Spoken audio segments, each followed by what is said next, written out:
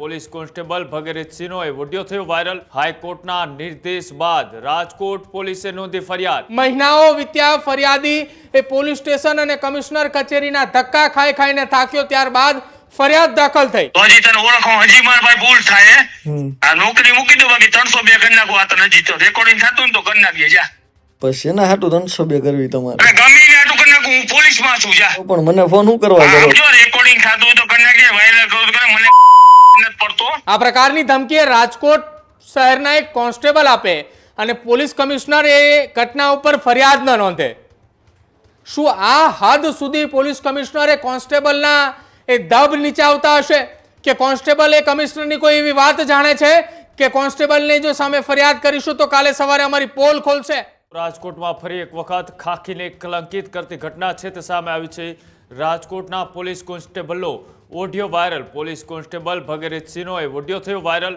Audio રેકોર્ડિંગમાં કારખાનેદારને મારી નાખવાની ધમકી, નોકરી મૂકી દઉં અને 302 કરી નાખું તેવી ધમકી છે તે કારખાનેદારને આપતો આ ઓડિયો વાયરલ। હાઈકોર્ટના નિર્દેશ બાદ રાજકોટ પોલીસે નોંધી ફરિયાદ। ભગીરથસિંહ ઝાલા વિરુદ્ધ પોલીસ ફરિયાદ છે તે નોંધાઈ।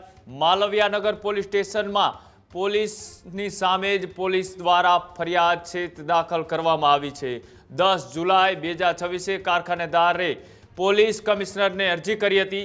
અરજી સંદર્ભે કોઈ કાર્યવાહી ન થતાં હાઈકોર્ટના દ્વાર પણ ખટખટાવ્યા હતા અને અંતે હવે હાઈકોર્ટના નિર્દેશ બાદ તેમની સામે પોલીસ ફરિયાદ છે તે દાખલ કરવામાં આવી છે। પ્રદીપ જોડાયેલા છે। પ્રદીપ, ફરી એક વખત રાજકોટમાં ખાખીને કલંકિત કરતી ઘટના સામે આવીને અંતે હવે હાઈકોર્ટે ઝાટકણી કાઢી, ત્યારબાદ ફરિયાદ છે તે દાખલ કરવામાં આવી।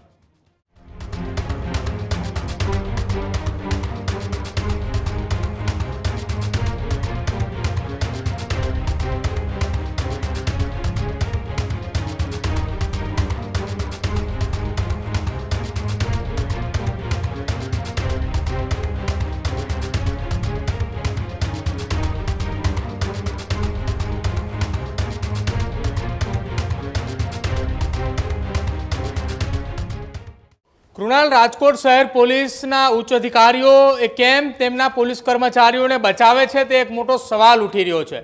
જે ભગીરથસિંહ ઝાલાની સામે અત્યારે રાજકોટ પોલીસે ગુનો નોંધવાની તજવીજ હાથ ધરી છે, એ ખુદ પોતે જ ભૂતકાળની અંદર પણ આ જ પ્રકારની એક ધમકી આપવાની બાબતની અંદર સસ્પેન્ડ થઈ ચૂકેલા છે। ભૂતકાળમાં આ જ ભગીરથસિંહ ઝાલાએ એક વ્યક્તિને ધમકી આપી હતી અને એ વ્યક્તિએ પોતાનું આપઘાત કરી લીધો હતો પોતે, અને ત્યારબાદ ફરી એકવાર નોકરી મળતા ફરી એક વખત ધમકી આપવાનો દોર શરૂ કર્યો। વેપારીને ધમકી આપતા એ ઓડિયો ક્લિપ પણ સામે આવીને દરમિયાન વેપારીએ ફરિયાદ નોંધવા માટે રાજકોટ પોલીસ કમિશનરને રજૂઆત કરી હતી, પરંતુ પોલીસ કમિશનરના કેમ ભગીરથસિંહ ઝાલા ઉપર 4 હાથ છે, કેમ રાજકોટના પોલીસ અધિકારીઓએ ભગીરથસિંહ ઝાલાને છાવરી રહ્યા છે, આ એક મોટો સવાલ એટલા માટે થઈ રહ્યો છે કેમ કે ગુજરાત હાઈકોર્ટના કહેવા બાદ ફરિયાદ નોંધાઈ। મહિનાઓ વીત્યા, ફરિયાદી એ પોલીસ સ્ટેશન અને કમિશનર કચેરીના ધક્કા ખાઈને થાક્યો, ત્યારબાદ ફરિયાદ દાખલ થઈ। પણ ફરિયાદ દાખલ ક્યારે થઈ? હાઈકોર્ટના આદેશ બાદ। પહેલા એક ઓડિયો ક્લિપ સાંભળો કે જેની અંદર આ ભગીરથસિંહ ઝાલાએ વેપારીને શું ધમકી આપી છે। હા બસ, તો ઓળખો ભૂલ થતી હોય ને મારા ભાઈ, તો હજી તને ઓળખો, હજી મારા ભાઈ ભૂલ થાય હું હે ને આ નોકરી મૂકી દો, બાકી 302 કરી નાખો। આ તને હજી તો રેકોર્ડિંગ થતું ને તો કરી નાખીએ જા। પછી એના હાટું 302 કરવી તમારે? અરે ગમે ને હાટું કરી નાખું, હું પોલીસમાં છું જા। અરે પણ તમે પોલીસમાં સાચા હો, પણ મને ફોન શું કરવા કરો? જો રેકોર્ડિંગ થતું હોય તો કરી નાખીએ, વાયરલ કરું તો કરે, મને નથી પડતો, સમજો? અરે ઈ કાઈ વાંધો નહીં, પણ તમે ફોન શેના હાટું કરો છો ભાઈ? રીતે હોય, બાકી હું સિસ્ટમ નથી, સિસ્ટમ મારી પાસે। અરે પણ તમે મને ફોન શેના માટે કરો ભાઈ? હા બસ, તો ઓળખો ભૂલ થતી હોય ને મારા ભાઈ, તો હજી તને ઓળખો, હજી મારા ભાઈ ભૂલ થાય હું હે ને આ નોકરી મૂકી દો, બાકી 302 કરી નાખો। આ તને હજી તો રેકોર્ડિંગ થતું ને તો કરી નાખીએ જા। પછી એના હાટું 302 કરવી તમારે? અરે ગમે ને હાટું કરી નાખું, હું પોલીસમાં છું જા। અરે પણ તમે પોલીસમાં સાચા હો, પણ મને ફોન શું કરવા કરો? જો રેકોર્ડિંગ થતું હોય તો કરી નાખીએ, વાયરલ કરું તો કરે, મને નથી પડતો, સમજો? અરે ઈ કાઈ વાંધો નહીં, પણ તમે ફોન શેના હાટું કરો છો ભાઈ? રીતે હોય, બાકી હું સિસ્ટમ નથી, સિસ્ટમ મારી પાસે। અરે પણ તમે મને ફોન શેના માટે કરો ભાઈ? હું પોલીસમાં છું ને હું તમારી સામે 302 કરી દઈશ। તમારે જે કરવું હોય તે તમે કરી લેજો। રેકોર્ડિંગ કરવું હોય તો રેકોર્ડિંગ કરજો ને વાયરલ કરવું તો વાયરલ પણ કરી દેજો। આ પ્રકારની ધમકી રાજકોટ શહેરના એક કોન્સ્ટેબલ આપે અને પોલીસ કમિશનર એ ઘટના ઉપર ફરિયાદ ન નોંધે. શું આ હદ સુધી પોલીસ કમિશનરે કોન્સ્ટેબલના એ દબ નીચાવતા હશે કે કોન્સ્ટેબલ એ કમિશનરની કોઈ એવી વાત જાણે છે કે કોન્સ્ટેબલને જો સામે ફરિયાદ કરીશું તો કાલે સવારે અમારી પોલ ખોલશે? એવી તો કઈ વાત છે અથવા તો એવા કોના ચાર હાથ છે એવા કોન્સ્ટેબલ ઉપર કે જેના ઉપર પોલીસ કમિશનર ફરિયાદ નથી નોંધતા?